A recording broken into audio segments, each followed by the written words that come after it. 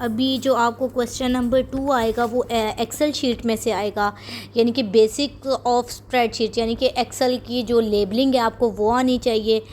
Sales को कैसे naming करनी है, शीट्स को कैसे नेमिंग करनी है, कॉलम्स और रोज़ को कैसे फिल करना है। एड्रेस सेल क्या होता है, एड्रेस सेल में रिलेटिव और एब्सोल्यूट दो सेल्स आते हैं।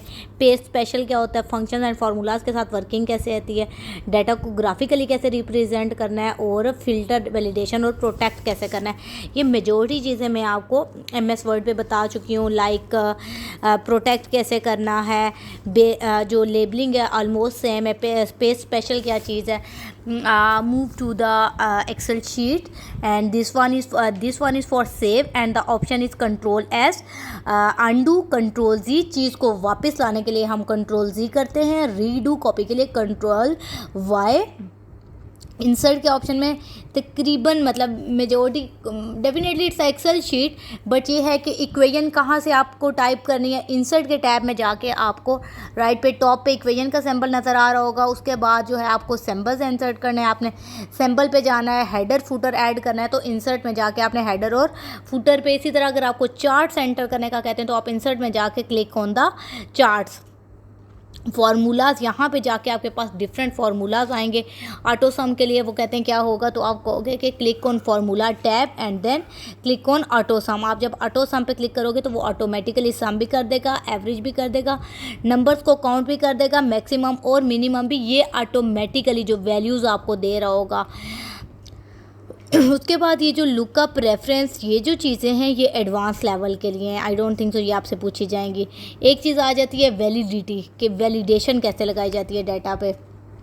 होम के टैब पे जाएंगे, ये जर्नल से आगे आपको कंडीशनल सेल्स की आपने वो जो फॉर्मेटिंग करनी है, फाइंड करना है, फ़िल्टर लगाना है, ठीक है। होम के टैब पे गए, आपको बिल्कुल एंड में जो है ना सॉर्ट एंड फ़िल्टर का ऑप्शन नज़र आ रहा होगा। ड्रॉप डाउन पे क्लिक किया, आपने फ़िल्टर लगाना है, कस्टमाइज़ करना है, सॉर्टिंग करनी है A to Z, यानी कि अरे सॉर्ट आउट करना है कि पहले A के अल्फ़ाबेट्स आएँ, A से Z चलें या Z से A चलें।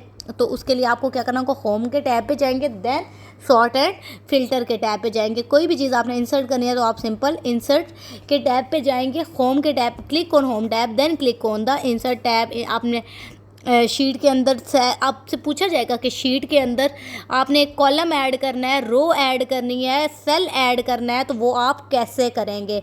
Click on home tab, then click on insert tab. अब आपने यहाँ पे एक सेल इंसर्ट करना है, ठीक है। Click on home tab,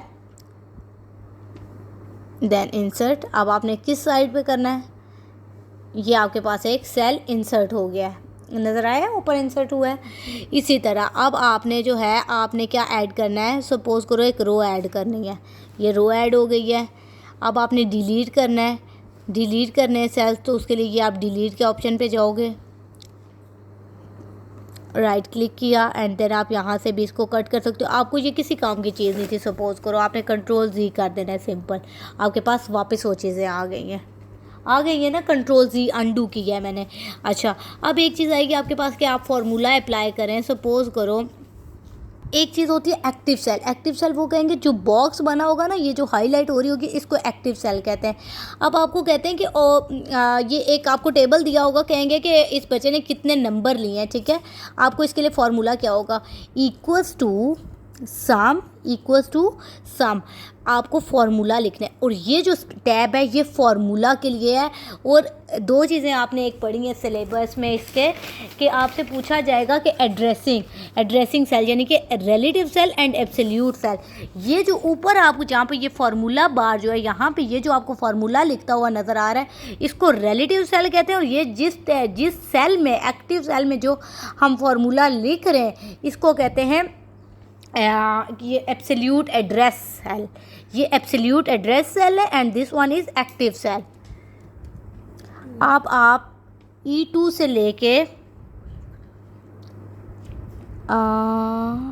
E5 तक आपने करना है एंड देन ये देखें, आपने यहाँ से लेके यहाँ तक पहले रो लेनी है। E की रो ली एंड फिफ्थ वन कॉलम लिया।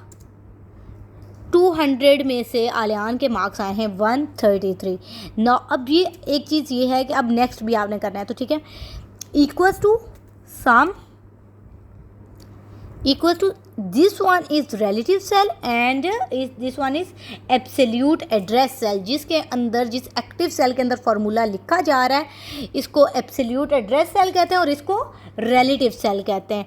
अब जहाँ से लेके जहाँ तक आपने करना है, सपोज ई की रो है एंड कॉलम उसका 6 है, E6 से लेके आपने ये देखें जी का रो था और कॉलम 6 था, G6 तक आपने उसके मार्क्स टोटल काउंट करने थे एंड देन ये टोटल मार्क्स है। अब आपने इसकी परसेंटेज कैलकुलेट करनी है, इक्वल टू